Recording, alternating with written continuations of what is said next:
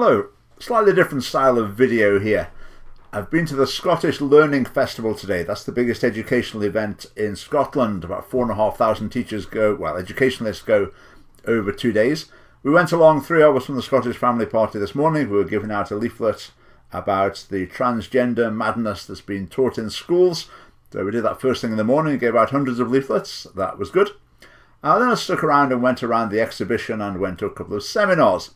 So I'm going to run through a few things that I came across during the day, just off the cuff. So I'm going to start at the end. I went to a seminar at the end of the day by a couple of schools from Perthshire, and I had 2 female members of staff. There were 3 girls there as well. And the girls explained that last year they'd been down to a conference in London, the WOW conference, Women of the World, which is basically a big feminist rally.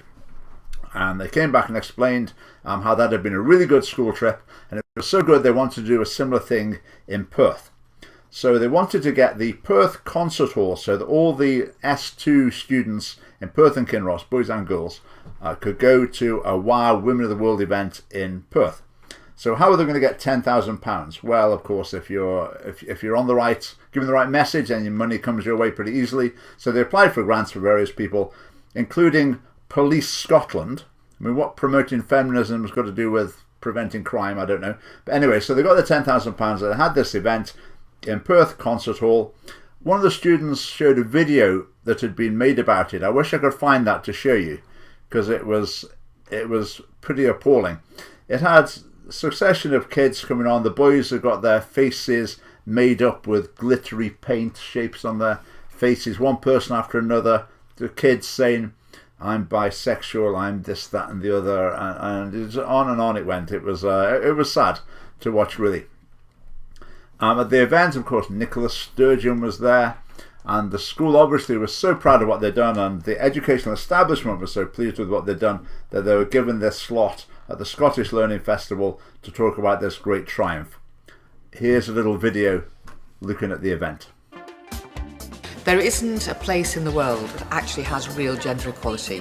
The thing about Scotland is it has an amazing tradition of great women, great girls, real game changers, leaders, visionaries, and we just believe that girls and women's confidence and potential needs to be fully realised, and Scotland needs to be one of the places that holds that idea and makes it happen. WOW Perth is a place where we can come together to talk about difficult subjects that are often taboo, that we're made to feel shameful if we discuss. And it's also a place to celebrate, to be joyful, to laugh together. It's a place where women, men, boys, girls, everyone can come together to really look at what does a gender equal Scotland look like, and how do we have that discussion on a global stage? Of course, women in the history of the world have struggled, but right now it feels like there's more of a force against us than ever. I think these are the kinds of events that they're not just women, men can come along too, but we need to have them to keep pushing the bar higher for women. I think now is a really important time to remind women that they are equal, to remind them that they are important, and to empower them. Women are able to do everything. Giving women space to talk to one another is hugely important in a society that is built on sexism. Having that space is critical, and I'm really glad that WOW came to Perth. It's just blatant, unashamed indoctrination into, I would say, a pretty hardline feminist mindset. Not a qualm about it. And the poor boys are all subjected to this as well. And what must they make of it? A special trip just for girls? Then to go to a day of events focused on women. I mean, how must it make the boys feel? Obviously, they're not too bothered about that. All right, so that was a seminar at the end of the day. What else did I do? I went to the Keep Scotland Beautiful, the Eco Schools, that organisation. Had a chat with them. I spoke to a lady there. It's very pleasant. We talked about the Eco Schools project. She said 2,000 odd schools were part of it. That sounds like a lot of schools to me, so that's probably a majority of schools in Scotland. So I said I'd have a slight concern about that. And maybe they're presenting a particular view of environmental matters that might reflect a political philosophy, and they're effectively promoting that to children in school. She said, no, they're trying not to do that. It's not really a political message. I said, well, when it comes to climate change, there's some controversies there. Some people take different views than others about what energy policy should be, etc. Are those controversies presented? Well, we just present the facts. Okay, which facts in particular? So, we won't really get into that. So I said, no matter what about the message, the Eco Schools project presents the message to children that environmental issues should be absolutely at the heart of school life, in other words, of life in general. Now, I'm sure the Green Party is delighted with that. Maybe some parties of different political persuasions might not be so keen on that. So surely that in itself is helping to mould the political attitudes of the children. And again, she said, no, well, that's not really what we're trying to do, which I'm sure is not what they're explicitly trying to do. So that was an interesting discussion. So she gave me a leaflet. She said, hey, have a look at this leaflet. Take it away. Maybe that'll reassure you that this is not politicised. So I got home and had a look at the leaflet. What have we got on page 1? Tackling climate change is an overwhelming moral obligation that we owe to this and future generations. Our ambitions must live up to the scale of the challenges, and our actions must live up to our ambitions. Okay, who's that a quote from, do you think? Someone called Nicholas Sturgeon. Okay, so it's quite obvious that the government are funding these things partly to present themselves in a positive light and partly to promote their own philosophy to children. Just to say about the show, generally there were lots of stalls and exhibits that were just perfectly sensible things, maths textbooks or historic Scotland are talking about visits to their site. So there's lots of things there that were good. All the people I spoke to were very pleasant, and we had a very enjoyable exchange of ideas. But some of those ideas were a little strange. Right, what do we come to next? And an organisation promoting engineering. Now, I looked at this stall, I looked at their materials, and I was amazed that it was just promoting engineering in schools, and there was nothing about the gender gap, nothing about special things for girls, etc. I thought, how could this be? Then I looked at the bottom of the page of this flyer they got there. This is supported by lots and lots of organisations, the RAF, Bosch, all sorts, but not the Scottish Government. That's why the gender ideology is missing. Right, where did I go next? I went along to the Education Scotland stall. I had a chat with a lady there. So the poor unsuspecting lady was standing at a desk. So I said to her, right, closing the poverty-related attainment gap. I said, do you think that's possible to close it completely? She said, I'm not sure. She said, I don't know. But whether it is or not, it's a good thing to be trying to do it, to try and push ever further in that direction. So I said, there's a bit of a problem with that, because if there's a level beyond which you're not going to be able to make progress, if you're already at that level, then you're throwing money at something futilely. So we talked about that a little bit, didn't really get anywhere with that. So I said, do you think academic ability is evenly distributed among socio-economic groups? And she was a bit vague about that one. I said, well, I think there's reason to think it isn't. I just went through the basic argument. If we start with a level playing field, and after one generation, the more intelligent will tend in general to have higher paid jobs. So then the next generation, due to genetic effects, the wealthier families will tend to have the more academically able children. So a so-called poverty-related attainment gap would become apparent. I'm not saying that's the only explanation for the attainment gap, but I say that's a substantial part of it. Did she accept that? She then said, well, different people have different talents. I said, well, that's not really the point I'm making here. She said, everyone's good at something. Well, I'm not sure that's entirely true in the way you imagine, but that doesn't really affect the point I'm making. And so we sort of got into trouble there. We weren't getting very far. So I said, I've been looking at something in our area where 3 local schools, Wester Hales Education Centre, Curry High School, Bullerno High School, Edinburgh City Council had proposed merging them. Now, Wester Hales Education Centre is probably quite a difficult area. I would imagine their academic performance statistics are not great. Curry and Bullerno, I would imagine, would be quite strong, relatively speaking, academically. And one of the reasons Edinburgh City Council gave for combining those 3 schools was that it would close the attainment gap.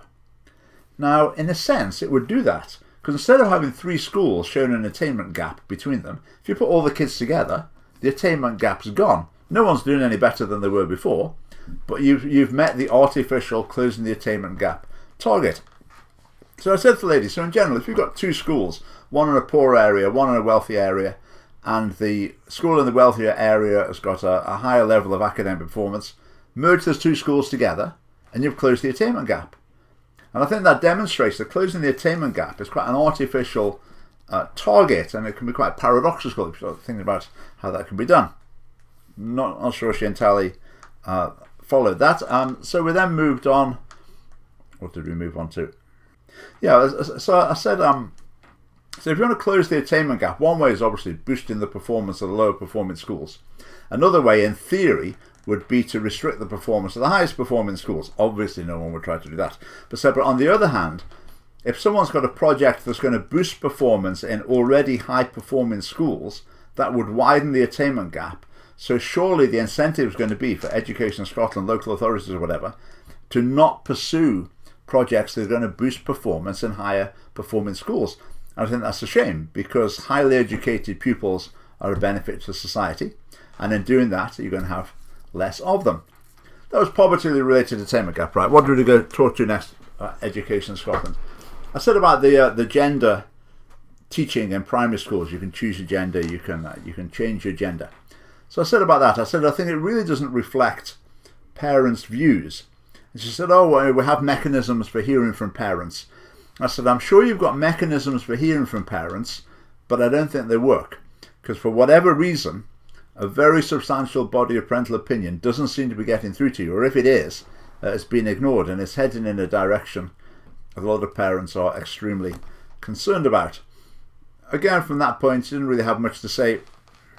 So carrying on with Education Scotland, I then went to a seminar about the development of PSE, personal and social education. And they're having some sort of review of it at the moment and developing new materials, etc. So I went to the seminar. They were talking about the process of developing those new materials. I mean, this slide's interesting. So this is one of the phases of the development of the materials. They have a workshop with COSLA, I don't know what ADS is, local authorities, so that's a union, education authorities. Third sector workshop, that would be mainly government-funded so-called charities. Teaching unions, engagement directly with young people. Then there is this discussion at the Scottish Learning Festival. So that's who they're consulting about PSHE. Anyone missing? Parents. I mean, they went through some slides. It was so dull, it was unbelievable. I mean, Education Scotland go around judging teachers about how good their lessons are. Dear oh dear. Anyway, one of the slides says this.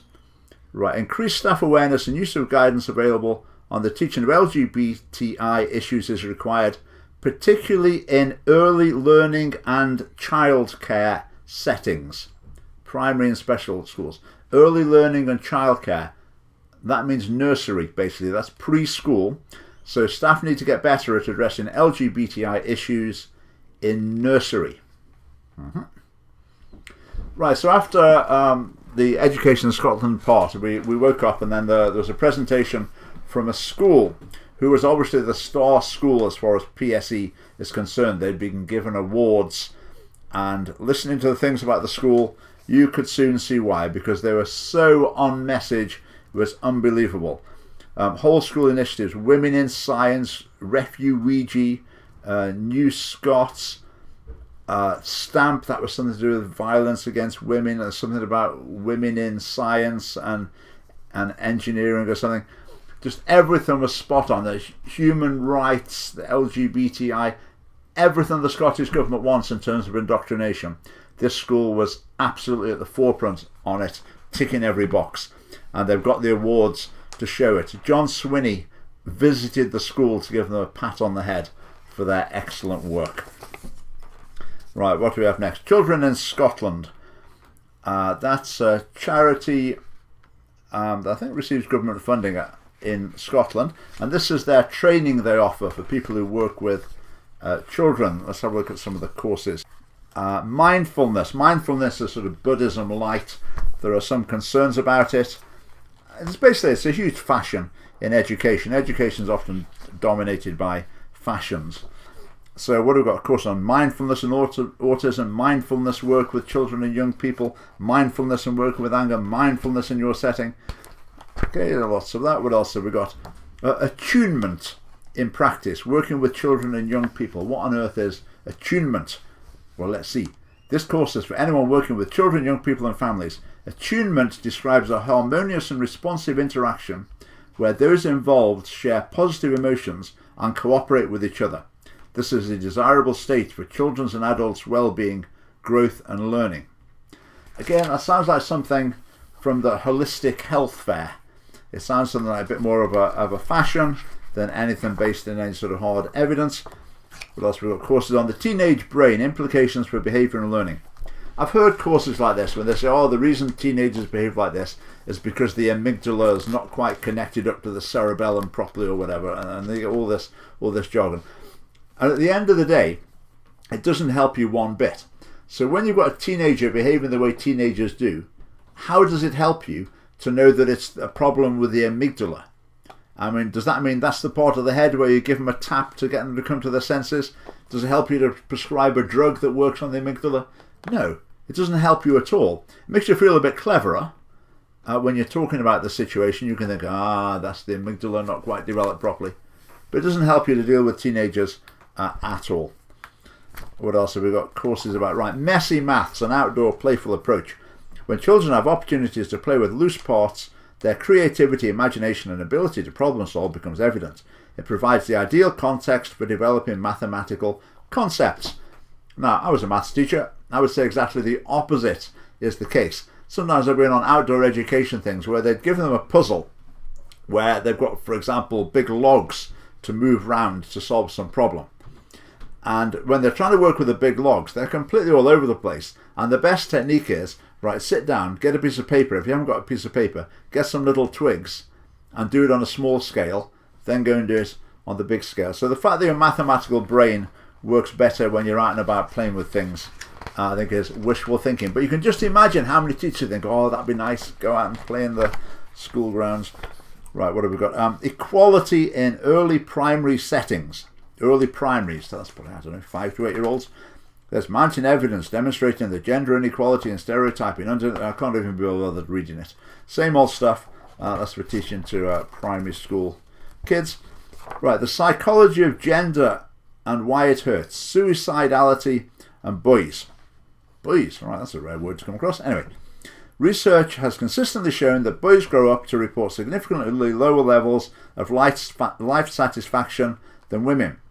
We also know that suicide is the single biggest killer of men under 45 in the UK, and that male rates of suicide in recent years have remained 3 times higher than those of females. These are shocking statistics that must change. Now, do you see the equality mindset at work there? What's shocking is there is 3 times as many males as females. There's an inequality. It's not the number of people committing suicide. It's not that a certain number of people are committing suicide. That's a tragedy. What can we do about it? The problem is that there's an inequality. It's more men than women. So that's what needs to be solved. Reading that, you would almost get the impression that if the number of suicides could be equalised, they think problem solved. We can move on to another issue. Right, that's that. What have we got next? This is a piece of paper being given out by a student from a school. Pupil-led inquiry. I asked them about it. I didn't really understand it. Reading through it, I don't really understand that either. But basically, the conversation ended up with the student telling me that the biggest issue in their school is homophobia and sexism. That's funny, that, isn't it? The Scottish government thinks homophobia and sexism are massive problems as well. And lo and behold, the kids in their schools are saying the same thing. Right, they've got lots of stalls from local authorities that mentioned equity as a big buzzword in Scottish education. So I thought I'll just go to a stall. This will be interesting. So I asked the lady there, I pointed at equity on the poster they got. I said, what's your understanding of equity? I said, does it mean everyone sort of reaches the same level? She was a bit unsure. Took a while to have a think about it. Then she said, yeah, it's about, see, the best illustration is that there's a fence and different pupils are different heights. So you have to give them a different size box to stand on so they can all see over the fence. I said, okay, so is it about equality of outcome? You want them all to be at the same level at the end? She said, no, I don't think so. I said, but that's it, isn't it? I mean, surely the fence is talking about a level of academic achievement, and you're showing different degrees of support to get the pupils to the same level of academic achievement. She said, no. She said, another way of doing it is you can lower the fence so everyone can see over it. I said, so you lower the standard of academic attainment expected so that everyone can reach it. She said, no, that's not what I meant. She said, you can have the fence at different levels for different people. I said, well, yeah, different people reach different levels, but then I don't quite get how that's equity. So sure, if you make the fence low for someone, they're just reaching a lower standard. She said, it's not just the height of the fence that matters, it's the quality of the fence. For some people, a lower fence might still do the job. And I was getting pretty lost by then. I think she was as well. So I decided it was time to move on. Right, what do we get to next? Barnardos. Right, Barnardos is a charity that receives a lot of money from the government as well. I'm sure they do lots of good work. But their thing here, closing the poverty-related attainment gap. So they're speaking the government's language. You can see the game that's been played here. Next round of funding requests. Look, we're right on your wavelength. We've basically been promoting the things that you want promoting. How's our grant coming through next time? It's too cozy a relationship. And that's just a small example from the whole vast array of government-funded charities and the huge sock puppet conversation that goes on in place of public discussion in Scotland.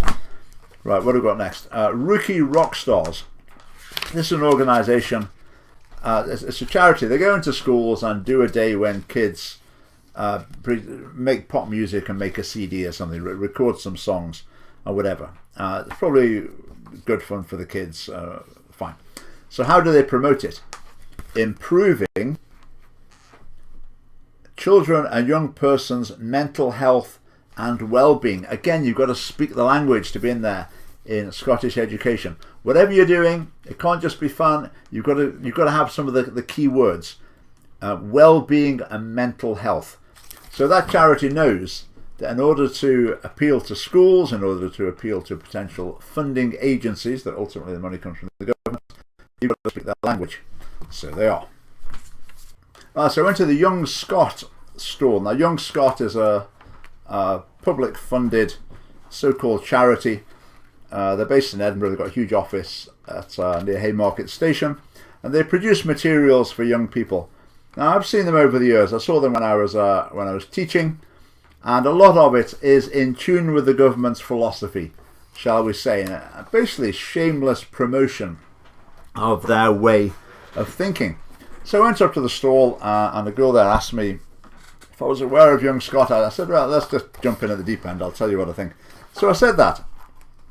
And she responded in probably the best way she could. She said, we're doing a survey at the moment, asking people what they think about Young Scot, because we're looking at development for the future. So she gave me a form to fill in to express my views. So I'll do that sometime. I'll do a bit of research, and I will get back to them. I'll maybe make a video on Young Scot.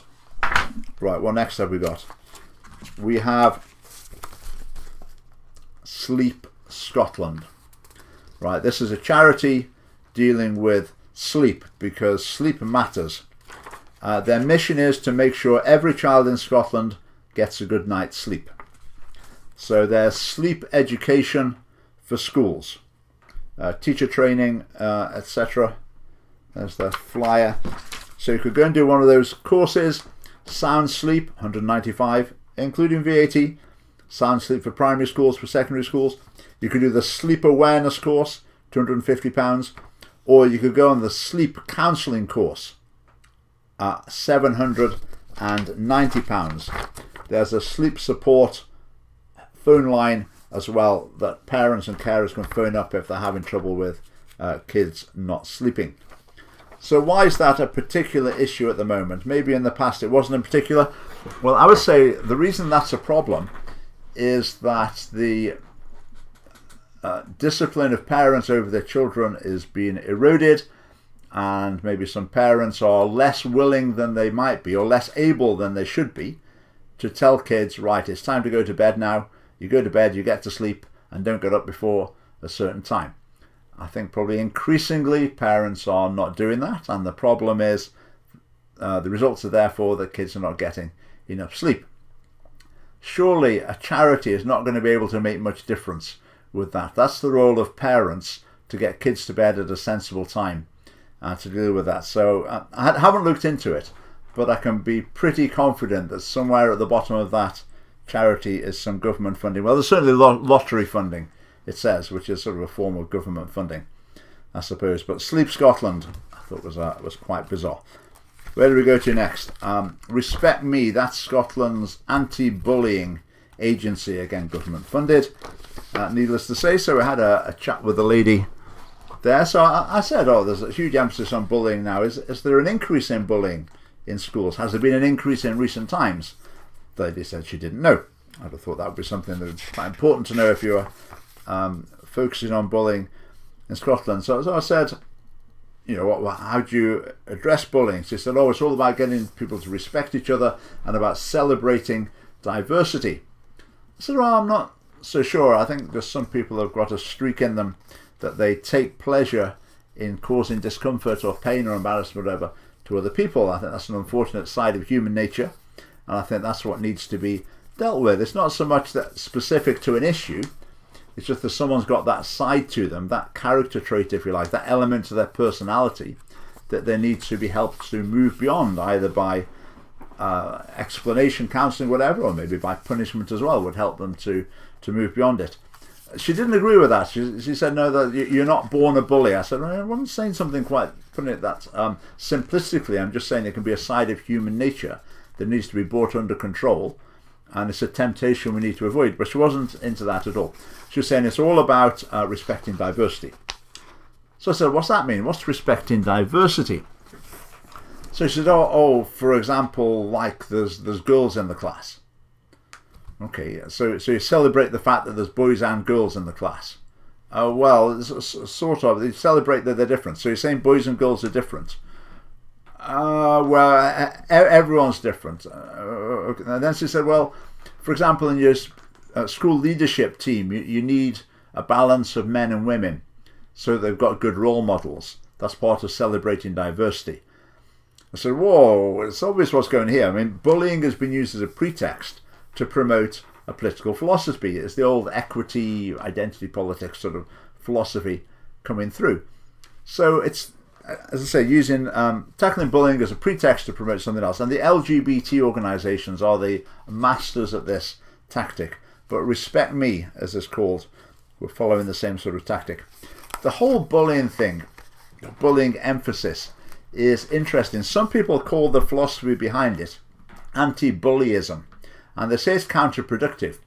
If you spend a lot of your time saying to kids, bullying's really terrible, bullying hurts you, bullying upsets you, bullying is really appalling, you need us to help you, to protect you from bullying because other people are so nasty, that you end up making people less resilient and less willing to try and just shrug things off and cope with things on their own. Obviously there needs to be a balance, but I think at the moment it's heading in quite an extreme direction. Where did we get next to? Where do we get to next? We got to ASH, the public funded anti-smoking charity. Now, they've got various materials they used in schools. So I asked the lady a question. I said, it's quite interesting in schools. I've sometimes had the impression that smoking is dealt with in a pretty straight down the line manner. Smoking's bad for you, so don't do it. No messing around with that one. Whereas when it comes to other drugs, other illegal drugs, the message is more, well, we're not here to tell you what to do, it's up to you, these are the pros, these are the issues you might want to be aware of. And so it's a bit strange that that's the case. And she basically said, no, we don't take a sort of don't smoke sort of hardline sort of approach. She said people are bored of hearing that smoking gives you cancer and kills you. So they're bored with that message. So we try and give something else. Now, surely, how do you get bored with that message? I mean, does anyone think, I don't care if it gives me cancer and kills me, because we heard that last year as well, so I'm not interested in that anymore. So I didn't quite follow that. I think it's more likely that they're just following the fashion in education. And this is a bit of a side issue, but listen to this. Every cigarette smoked results in 11 minutes of life lost. Now, a bit of statistical awareness should make people realise that that is actually not true. You can't take an average and then from it take a specific fact like that. So if you're unfortunately going to be run over by a bus, if you smoke a cigarette in your life, that bus is going to arrive 11 minutes earlier. I don't think so. But anyway, that was Ash. Where did we get to next? Connect, supporting partnerships in education.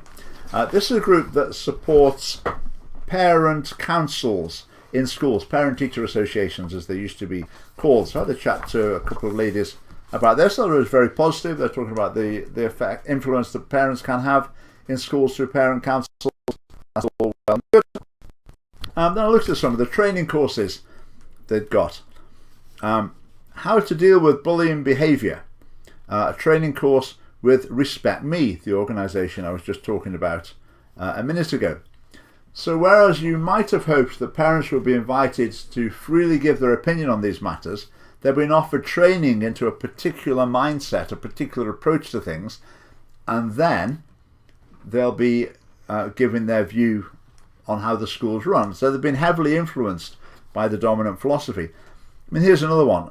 Everyone matters, equality and fairness. How can a parent council be more reflective of families in the school?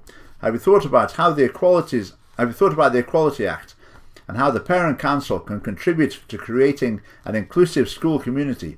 This session will help you. In other words, this session will help you to just become yet another voice in the education system, saying the same old things that everyone else is saying. So whereas parent councils could have been an independent voice, could have been a fresh, original voice, the training offered seems to be making that less likely. Right, what have we got now? Children in Scotland and GTCS, General Teaching Council for Scotland, have published some research about teaching. Now, in Scotland, they're forever talking about getting kids' views, asking for young people's opinions, etc., etc. So this is a study they've done into what makes a good teacher, and they've done it by asking children. Now, whenever they talk about asking children in Scotland, what they're really doing is pumping the kids full of their own messages to the point that when they ask them for their view, you just get the same things reflected back. In some of the seminars I went to, they were saying, "Oh, we gave the young people freedom to plan it on their own, and they decided their priorities were human rights, gender stereotyping, inclusiveness, and LGBTI issues, and climate change. You know, that's what the young people decided. So we're just going with what they say." But what they say is exactly what they've been having their heads stuffed with for the last however many years. Right, so let's see what the kids had to say about teachers. So they drew some nice little pictures. The font in this is extremely small, so let's see what we've got here. Please tell us which of the following qualities are important to you in a good teacher. Tick as many boxes as you like. Then they give them the choices of the boxes. These are the choices. Nice, caring, friendly, encouraging, kind, creative, funny. How about challenging, for example? Not there, not an option. It's all these sort of mushy, softly. One might even suggest might be more in tune with some feminine virtues. What else have we got here? We've got learning and knowledge. Uses different learning styles. So the kids are asked whether they think using different learning styles is an important thing.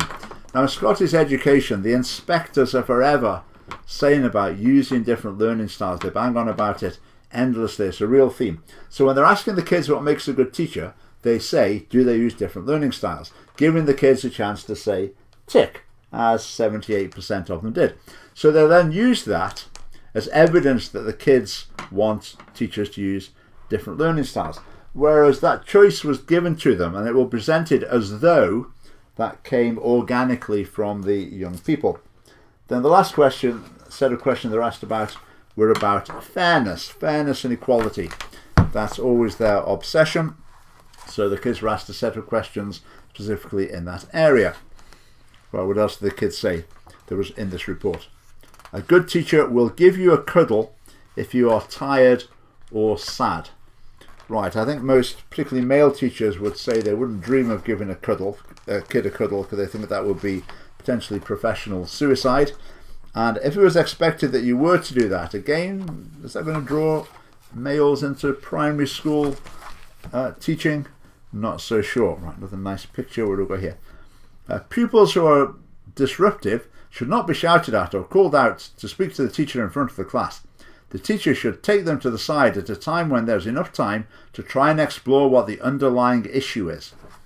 Now, those of you who've come across restorative practice in schools will know that that could have come straight from the restorative practice manual, because it says any disciplinary issue, the way you always deal with it is not to say, you stop doing that, if you do that again, this is what's going to happen. No, you mustn't do anything like that. You always must have a sort of mini counselling session at a later date to try and explore what the underlying issue is. Because you assume it's not just someone was trying it on or just having a bit of fun or trying to wind someone up or whatever. It's always to do with some underlying problem that they're facing. You have to explore and find the problem. So that pupil is repeating back exactly what they've been taught in school about how disciplinary matters should be dealt with. Then this has been presented as the pupil's voice of what teachers should do. It's about an equal relationship between teachers and pupils. I don't think that's a good idea. Right, rights make it fair. As I say, rights, you're always going to get some of that. How rights make teachers better, it doesn't quite elucidate. What have we got? Yeah, most teachers don't listen, even when you're stuck. They should learn to listen so they can help me think about my work. Right, so inviting that little darling to condemn all teachers in that sort of way is completely ridiculous. He or she needs telling that is simply not true, and he or she needs to be a bit more appreciative of the help that no doubt they are given. If you invite kids to complain, then some of them get in the habit of doing it a bit too enthusiastically. Right, what are we over to next? Key messages, right over to this bit. Right, there's a section. This is their conclusion where they're drawing together the pupils' views. They talk about we need a rights-based approach. Surprise, surprise. Rules and boundaries should not dominate a young person's school experience, but it's clear that they see them as important to framing their learning experience. In other words, we at GTCS are really trendy and enlightened, and we really don't think rules are necessary. They're not a good thing at all. You shouldn't have rules, maybe guidelines at best. But these awkward kids keep saying they want rules. Okay, children and young people need teachers to provide clear established parameters that are understood and managed consistently, so that children and young people feel secure and safe within them. Clear established parameters. Parameters. They don't want to use the R word because it almost sounds like the kids are saying they want rules. But obviously that can't be what they really mean. What the kids really mean is they want established parameters. Right. Equality and equity. Oh, yawn, same old stuff. Right, how about this though? Despite the view that a good teacher would provide extra support for learning to those who need it, there was less support for this equitable provision in relation to behaviour. While participants appeared to understand that some children and young people would face issues that could affect their learning, they did not seem to associate this so much with behaviour. In other words, the kids expect all the other kids to behave themselves. And GTCS is saying they've got it wrong there. What comes next? The concept of fairness for children and young people was inextricably linked with consistent discipline. As we've already discussed, rules, rules are key for children and young people in the classroom. Central to their understanding of fairness in this regard was behaviour should be dealt with equally with the same consequences for all. That sounds sensible to me. I think I'm on the kids' side here. The tension between equitable provision for learning but equal provision for behaviour could potentially be explained in relation to developmental progress. There's clear evidence to suggest children and young people can be egocentric and may struggle to empathise with situations different from their own. Right, just to clarify what they're saying the kids are happy with equity when it comes to academic work, so the ones who struggle more get more help, give them a bit more time, etc. When it comes to behaviour, they want equality. In other words, they want everyone treating the same. So if Fred does something, the consequences should be the same as if Joe does it in the next lesson. Now, GTCS is saying that that's because of, what phrase did they use? They can be egocentric and they're underdeveloped, basically. So it's all about listening to kids. Kids are right, kids are right. But when kids say, we want punishments applied consistently and we don't want people getting away with misbehaving, Education Scotland says, well, they don't really mean that, or well, they mean it, but they're not quite mature enough to understand the issues properly. We'll maybe need to educate them a little bit more about that. In my experience, if you ask kids about the way they would like other kids treating who are misbehaving in class, they normally want them locking in a cupboard for the rest of the week or something. They're incredibly harsh in what they think ought to happen to kids who misbehave. But isn't that fascinating? It's all about listening to kids until the kids say the wrong thing, well, in their view, and then the kids haven't quite got it right. Right, so that's it for that book, and that's it for today. So off to the Scottish Learning Festival again tomorrow, and let's see what we find there. So here we are again. How did day 2 go? Well, day 2 was very interesting indeed. The last thing I'll tell you about is a seminar from which I think I was pretty close to being kicked out of, but I'll tell you that story in a minute. Right, the first seminar I went to today was about pupil voice in the Scottish Parliament. Pupil voice is one of those things you hear again and again and again. And they had some people from the Scottish Parliament who run tours for children to go and look around the Parliament, meet an MSP, which I think is all well and good. They explain about the democratic process. I think that's great. Here's a slide that they use. I think it's superb that they show a Scottish Family Party candidate there with the white rosette. That's fantastic. And they talk about how they want to not just show the children around, they want them to have their voice heard in the Parliament. The pupil voice is an input into the political process. Now, I made a video about this a while ago with some primary school kids appearing before the Equality and Human Rights Committee, and they just repeat the standard lines that they've been taught all the way through school about human rights, equality, gender stereotyping, climate change, all the usual things they get back. And they showed this ladder as part of the presentation. And what the ladder showed was a scale of pupil voice influence.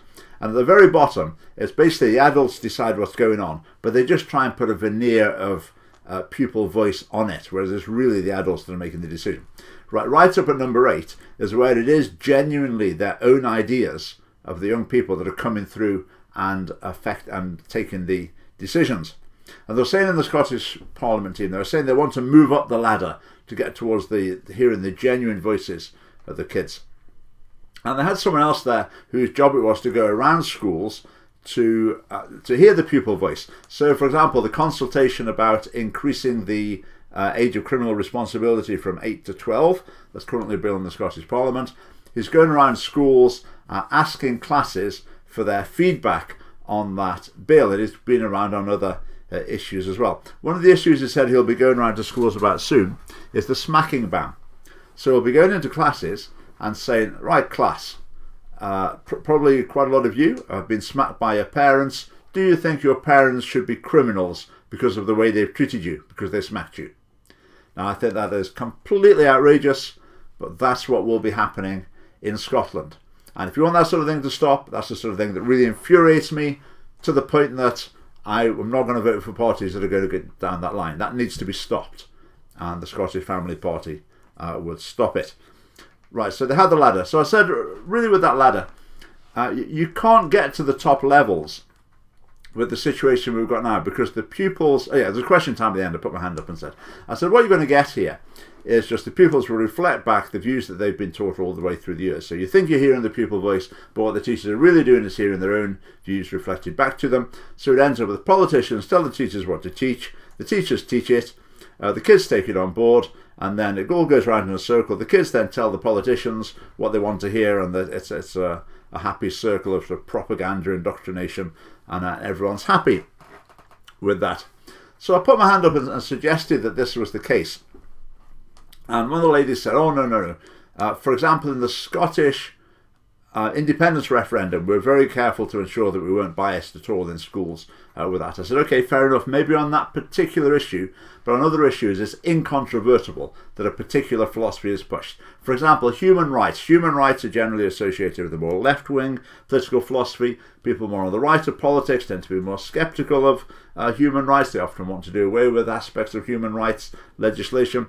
But in Scottish schools it's push, push, push, rights, rights, rights. And the woman presenting the seminar said, yes, I can see your point. I mean, the schools have had them for, say, 10 years of indoctrination, and by the time they've had that, probably their thoughts are what's been taught to them. Well, I thought it was great to have a person presenting a seminar at the Scottish Learning Festival make reference to 10 years of indoctrination in Scottish schools.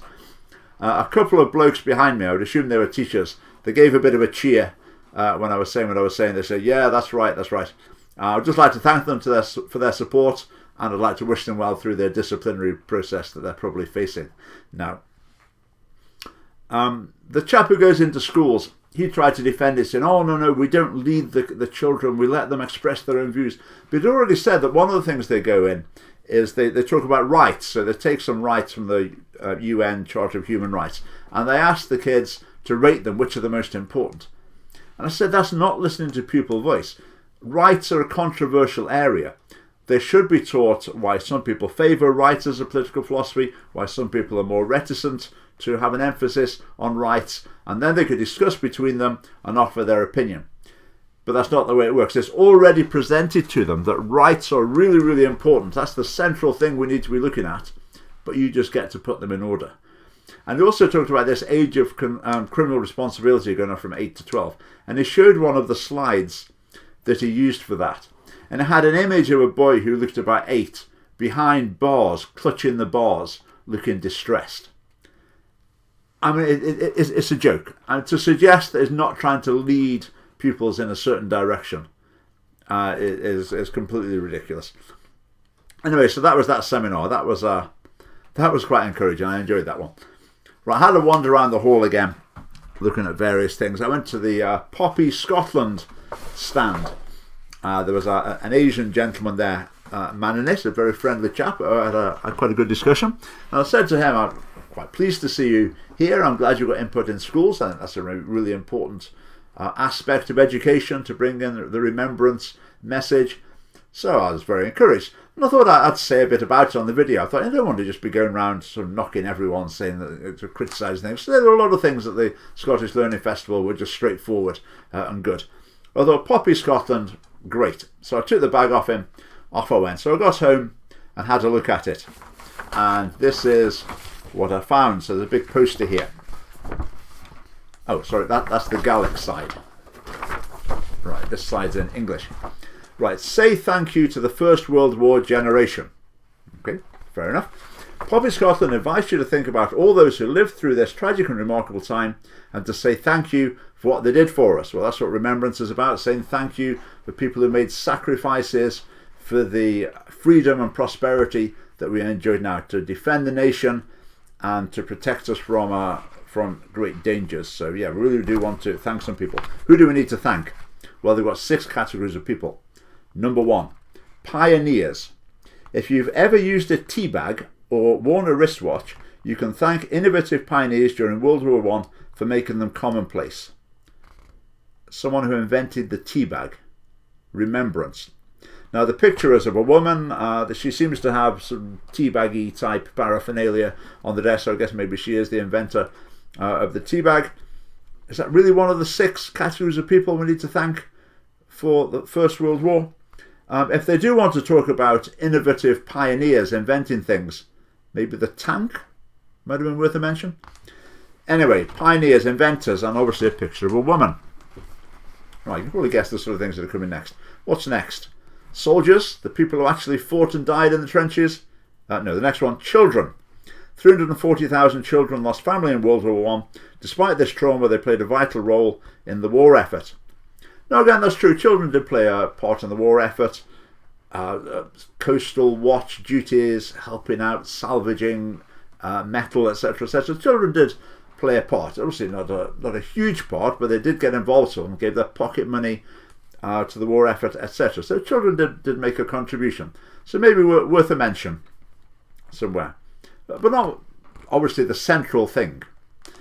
Right, what have we got next? Commonwealth.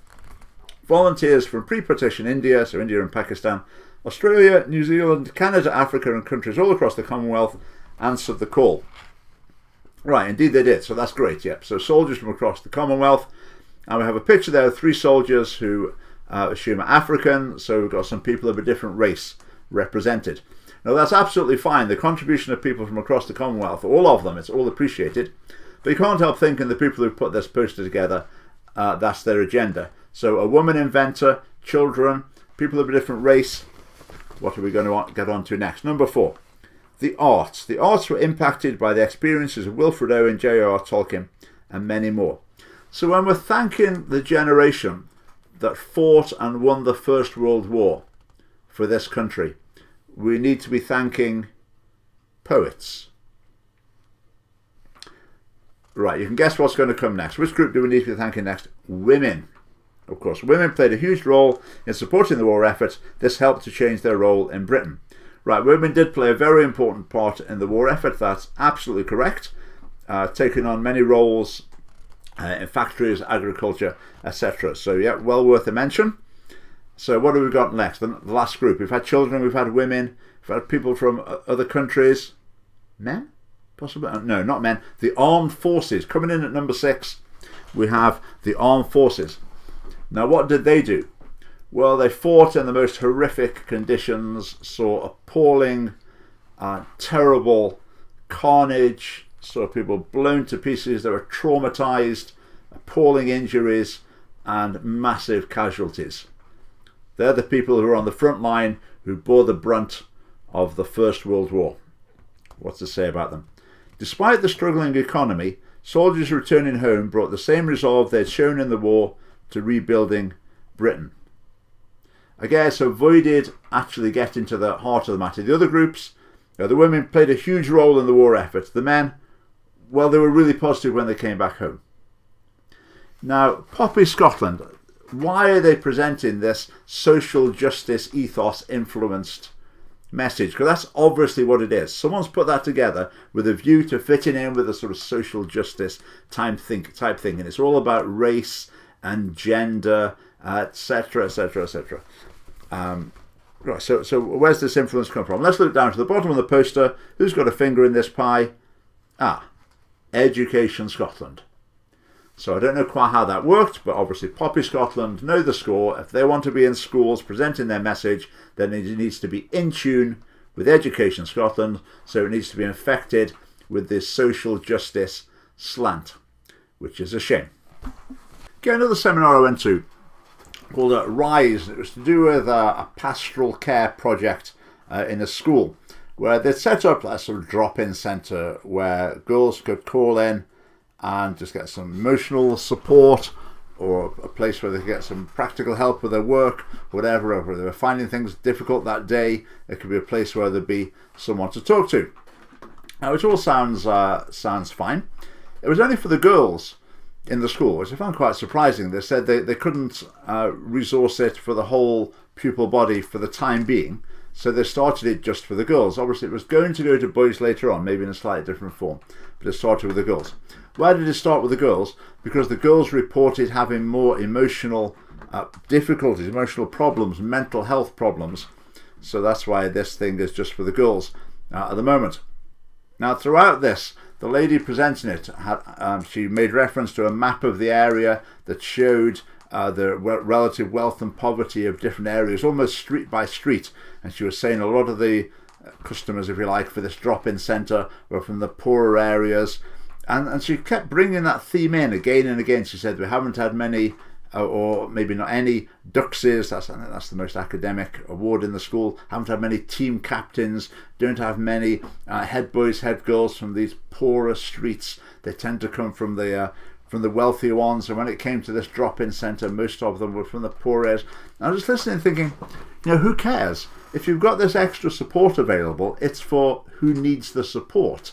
It doesn't really matter about their socio-economic background, but she kept bringing it in. Why did she keep bringing it in? If you look at things like how good is your school, the Education in Scotland inspection document, it's always saying, are you aware of these things? Do you take into account these differences, etc.? So inevitably, teachers are going to talk about them, even though it doesn't actually add anything to the help that's being given. One of the things they said this drop-in centre had was a stock of tights, because the teacher said sometimes the girls say if they rip their tights during the day, that can ruin their day. So they have an emergency stock of tights for them. Now, ripping your tights can ruin your day. Is that a little bit melodramatic? Now, it may be that might just tip some people over the edge. Is there a danger that this is giving the message that these sort of everyday little blips and major catastrophes, that you're in need of sort of professional support for them? And maybe there's a danger there. Think with these sort of centres as well. Is there a danger that can become a sort of friend substitute? Could it lead to kids bypassing the process of making friends and finding the natural support that you do within a group of peers? So instead of doing that, you can go straight to the person who might be initially more open. It's going to be easier to get a good response from them, who would be the professional. I'm not sure that's necessarily a good thing, or it can possibly have a downside if pupils rely on staff rather than building up relationships with each other.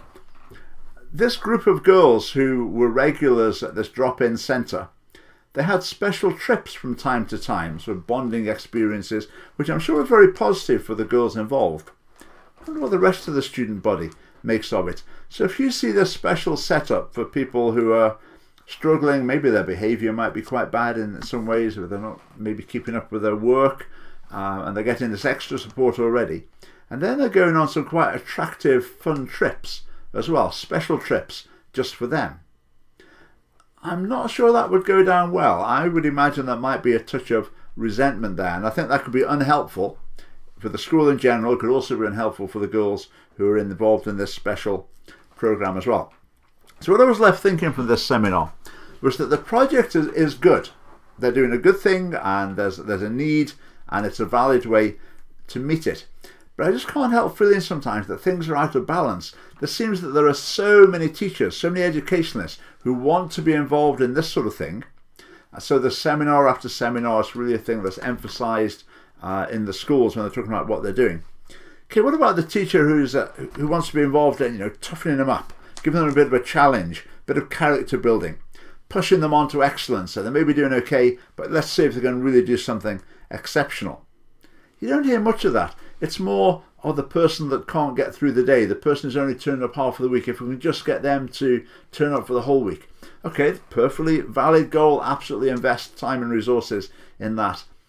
But is the other being neglected? Is it out of balance? I think it is.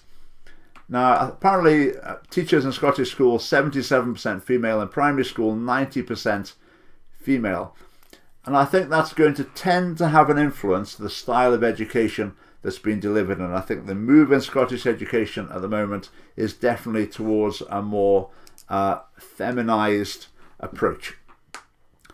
Okay, that was called Rise. The next thing I went to was called Shine. How about that then? So Shine were an organisation that go into schools to deliver workshops about all the positive attitude, mental health, achieving your potential, all these sort of things.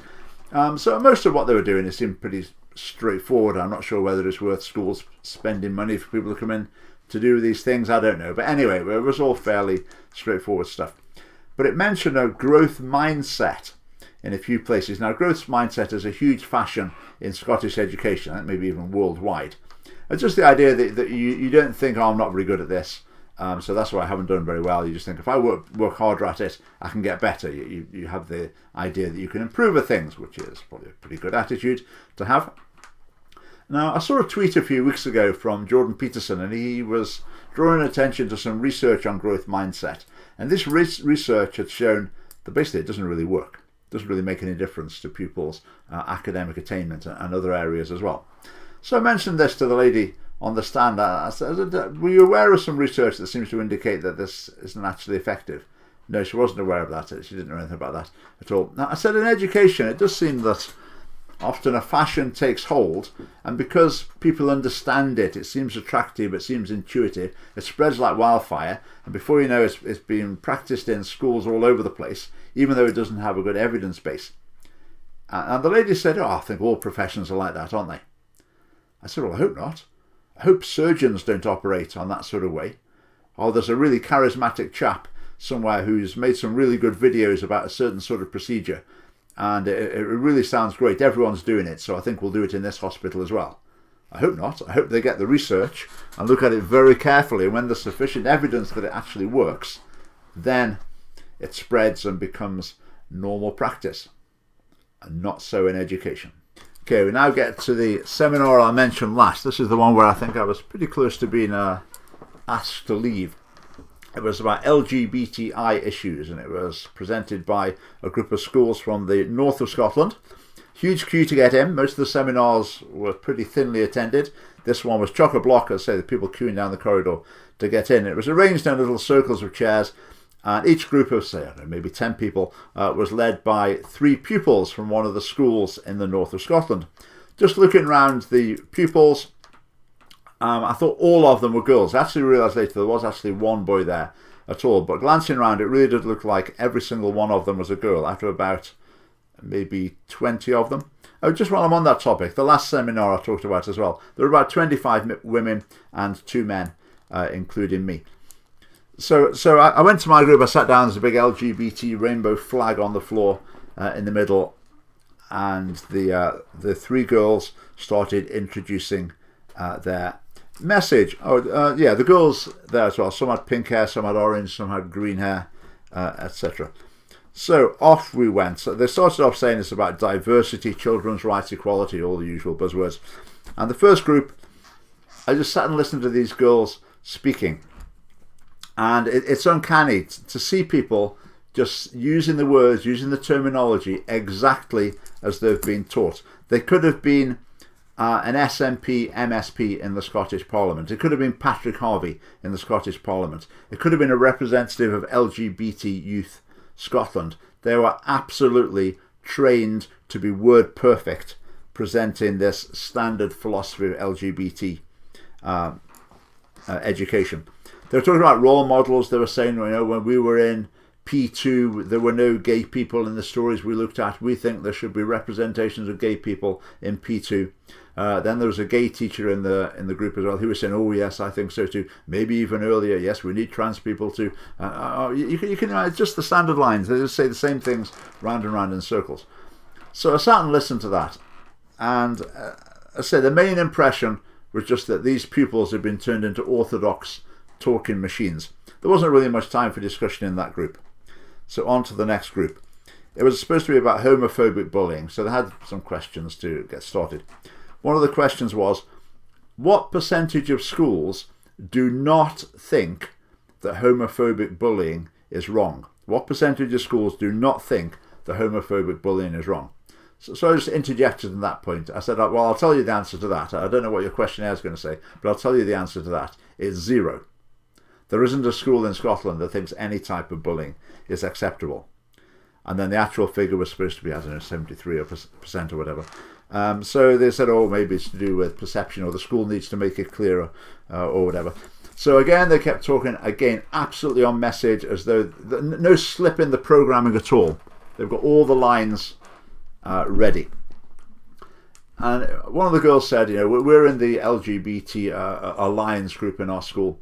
So what we did was we also went to primary schools to go and speak to them about these equality issues as well, and racism and sexism as well. And I said, I'm really not sure about that, because I think the schools presented a message to you which you seem to have accepted completely.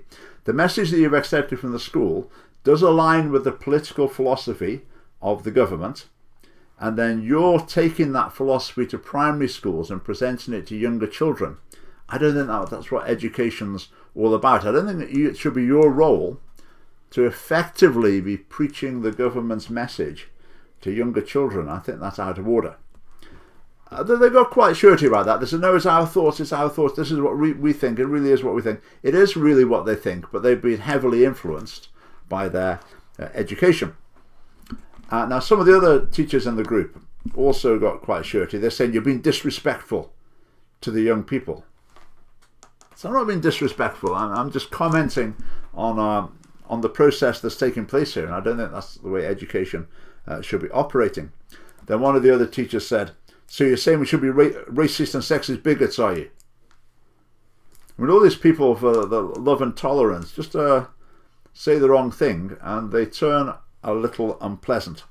I think what happened from that group, I think someone reported me to the people running the seminar, and then I went to the next group. At the next group, one of the people running the seminar was standing right over the group, obviously monitoring what was going on. So the next seminar was about transgender things, and I was sitting next to, I think it was maybe the only boy there, and he was talking about transgender issues, about people who are not comfortable with the gender that was assigned to them at birth, and he said, people should be allowed to use whatever changing rooms and facilities they want to, and if anyone has a problem with that, well, that's their problem. You know, they just need to get over it. So I said, okay, so if you've got someone, a boy who's now saying that they're a girl, okay, so that person should be able to go into the girls' changing room, and if any girls have a problem with that, well, that's their problem. They just need to get over it. They've been unreasonable. Is that what you're saying? Now, obviously, that'd be quite a tricky question for the boy to answer. The boy would be about 16, by the way, 15 or 16, I would guess.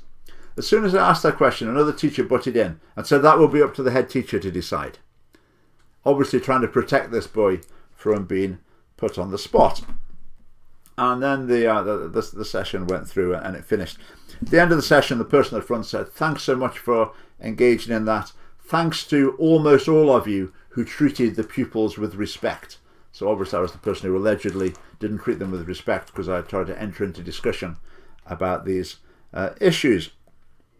At the end of the session, I sat with this boy, chatted to him a bit. I said, "You were talking about having transgender role models in all subjects. Transgender people need to be visible in all aspects of school life and in all aspects of the curriculum." I said, "Do you think there's a danger if transgenderism is attention's drawn to it so much that might result in more people questioning their gender, and it might lead to more people developing gender identity issues themselves?"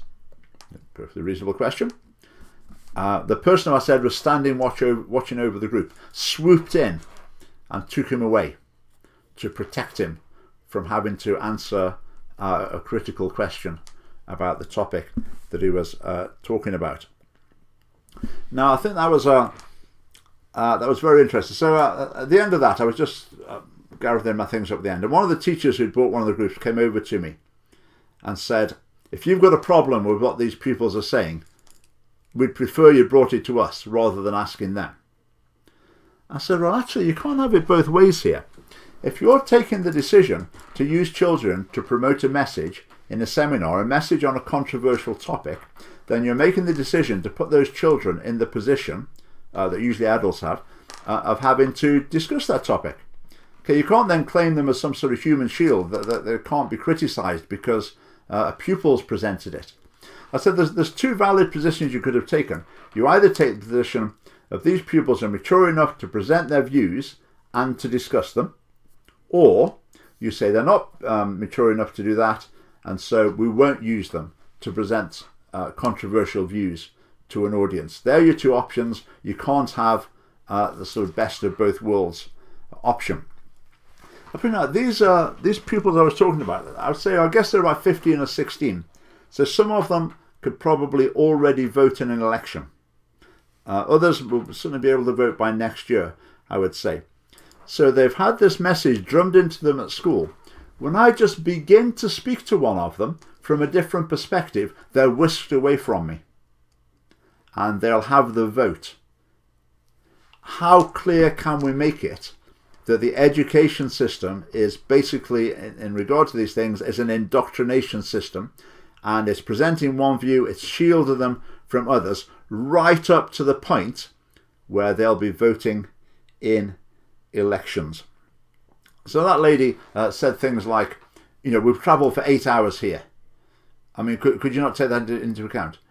Well, no. She was reacting as though this had been a poetry workshop and the pupils had come down and read their poems, and I'd said, that was rubbish. Okay, you obviously wouldn't do that, would you? But they were reacting as if I'd done that, as if I'd sort of criticised the standard of their work. Whereas it wasn't that. It was disagreeing with the philosophy they were bringing. I said the boy who was sitting next to there, he talked about the gender that was assigned at birth. I said that's a philosophy with which I disagree.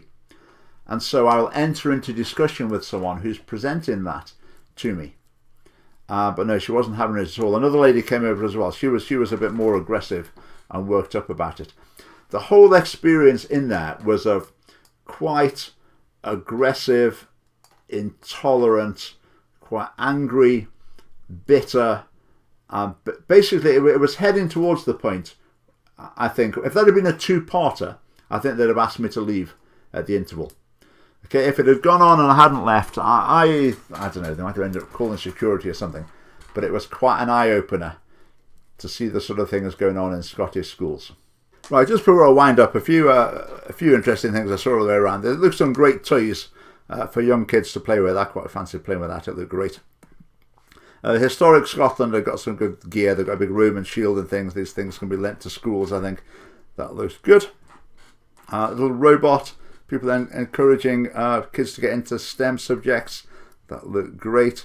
Lots of outdoor organisations encouraging sort of environmental work outdoors as well. Various other aspects of outdoor education. Quite like this. British wildlife. When I was at school, they talk quite at primary school. They talk quite a bit about British wildlife. And I think that gave me an appreciation of British wildlife that I've still got today. So I thought they were nice to see. The Grace Prayer. I was flipping through some posters at one of the stalls and came across that. It was quite a shocker. It seems so out of place compared to everything else. But anyway, it was nice to see that there. There were glasses that organisations got to help people to understand what it would be like to have various disabilities related to sight. I thought that looked interesting. This was something, an organisation dealing with PSE. They asked people to give their views about issues they think should be included in PSE lessons. You've got all the usual standard stuff there. But video game addiction, that was interesting. Fortnite, you're probably familiar with the computer game Fortnite. That seems to be quite addictive. So that's probably some boys have put that on, recognising that that's a problem that they're facing. So I hope that can be dealt with in PSE. I hope they can squeeze it in alongside all the transphobia lessons and whatever else they're normally having. Bagpiping. That's a clock for helping people to tell the time. I thought it was quite clever. These block things were amazing. Really good models made just out of simple blocks. That looked quite good fun. Just generally the resources in education today, the quality is really good. They're very well laid out. They're interesting. There's lots of good things. This was sort of illuminated boards that you write on and then it sort of glows when you're written on it. I don't know what point it is educationally, but it looked good fun in any case. Would liven up a lesson. And that's it. Okay, so that's my 2 days at the Scottish Learning Festival. You know what you're going to expect when you go to these things, and just there it is as usual. So I hope you found that interesting. I hope that's given you a bit of an insight into Scottish education. Okay, lots of good stuff there, but you can see these themes running through it. These themes are unchallenged. There's an ethos in Scottish education that is politically slanted, and it goes completely unchallenged. Most of the people I spoke to seem completely unaware that there was such a thing as another opinion than the one that they're used to coming across every day in their work in schools. Okay, thanks for watching and getting to the end. I hope that was interesting. Do subscribe to our channel, and bye for now.